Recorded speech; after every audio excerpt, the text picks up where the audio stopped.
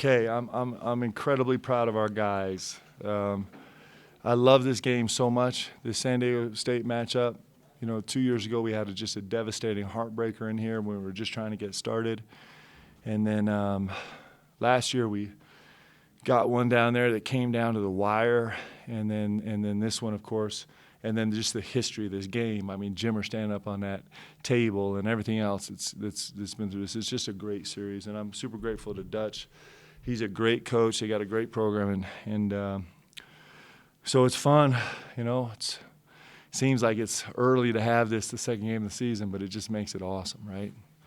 In terms of our team, we had this team was undefeated last year when they out-rebounded opponents 16-0, and we knew that we had to win on the glass, which is saying something because this is an elite level rebounding team, and I am so proud of this 42-38. Talk about our guys answering the bell and staying focused on what was the number one most important part of this game was this glass. And then the second part that was so important was protecting this ball. And for us to play against the San Diego State team and only have 11 turnovers, only 4 in the second half, with the pressure and the disruption and all the things they exert, having a young front line out there, it just goes to speak to Alex Barcelo and Tijon Lucas and what they were able to accomplish. I mean, so those two things were. For me, for us to be in the game, we had to win the glass and we had to protect this ball. And these guys did it. We talked about it the last 48 hours, and they did it. And so unbelievable credit and kudos to our guys. That's a great effort and a great basketball game. It was awesome. Take any questions. You said a couple nights ago that you always learn something about your team when facing San Diego State. What's the biggest thing you learned tonight? Yep. Well, clearly we have an ability. At least tonight, we had an ability to focus on what mattered. So I'm really proud of that because that's actually a telling thing about a team, right? These guys face so many distractions. We're working really hard on this locker room. Our locker room's got to get better every single day, and when you can face inward and your eyes can stay inward, something really magical can happen. But there's very few young men age 18 to 22, and there's very few teams that can have a majority of the push with eyes going inward. And you might say that sounds trite, but that is like everything. It's everything. And we talk about striving for this best locker room in America, and that is everything. And we have some guys that are really trying to fight to keep their eyes inward. And when you see a team focus like these guys did on the important things, you feel like your team's looking inward. And that's so I learned that about my team today, that we can do it. We can do it. And that's super exciting. I also love the fact that we can be 4 of 18 from the three-point line with a bunch of threes that we like and still beat an unbelievably talented, long, athletic, top 30 team. And so I like both those things a lot.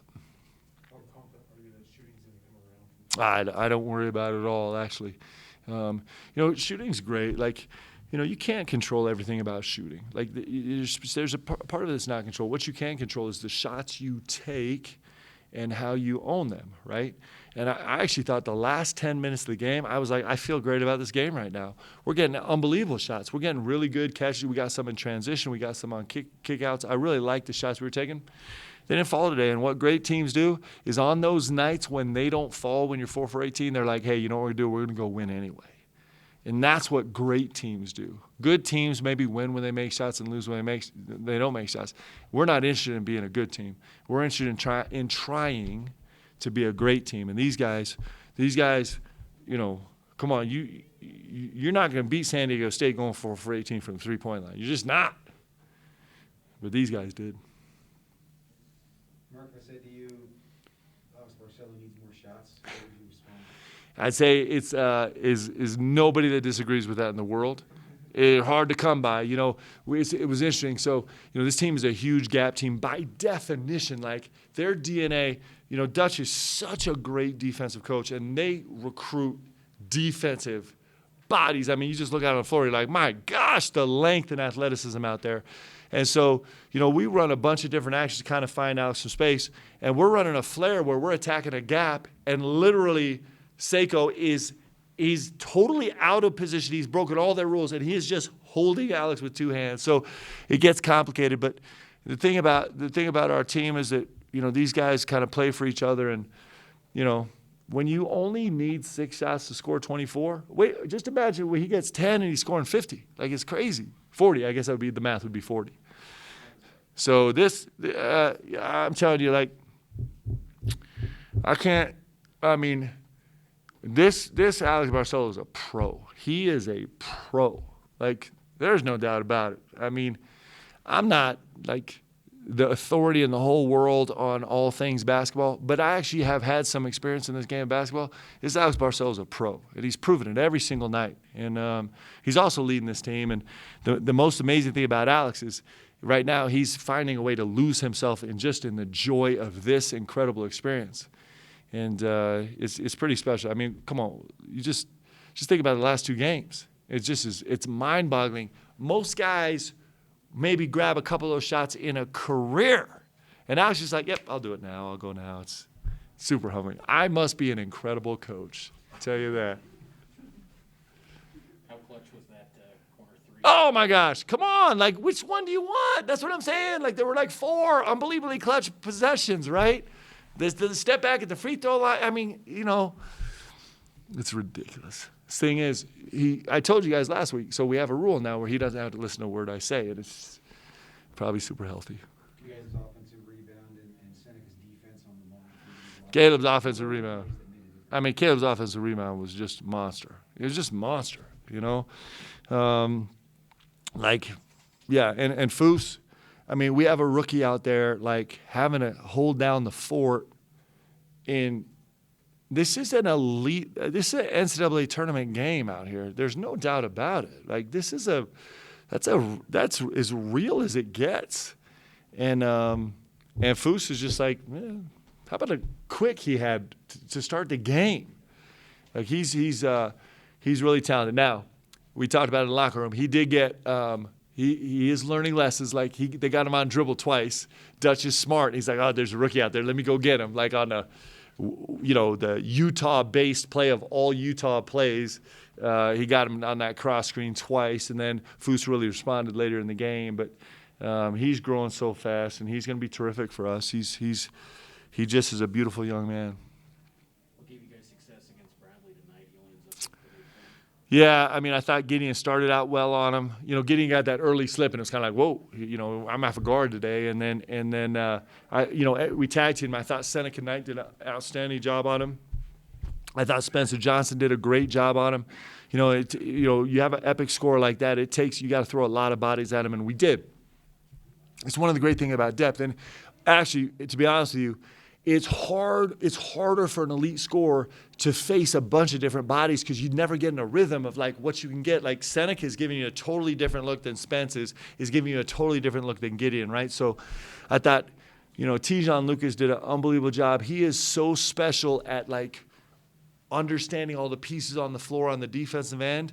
And so there were 3 or 4 possessions where Tijon just kind of rotated guys on his own, reading the isolation, and really helped us there. And I thought the guys were great, man. I thought they were special. I mean, even, there's so many plays, so it's fun. What do you have with Oregon? I know they're really, really good, and I know that they got like 10, 7, 2 kids that are 8, 11 wingspans, and they really can score, and they confuse you with their kind of matchup zone. I don't even know if they're so – I haven't got there yet, but I know they're really good. What are they, 13, 12, 15, something? And we got to get back to work. Like, we did this for a purpose. There's reason behind this schedule. And, the reason was that either I'm going to get fired or these guys are going to play great and I'll keep my job for another day. And they're playing great and I'm going to keep my job for another day, I think. So we'll see. So Oregon's going to be a massive challenge. We appreciate that for sure. Cleveland State was a massive challenge. San Diego State is always a massive challenge. Now we get to go to Oregon. So let's go. Strap it up. I've got a lot of faith in these guys. Can you just maybe describe this week? You get 2 big wins, and then you have a recruiting signing day big win there too. I mean, just, Yeah. this week can do for the program. I'm allowed to talk about this, right? Yeah, I mean, come on. It's actually super nervous. I haven't talked to the media about this. But this is 100% legal. Somebody stop me. Okay. Okay.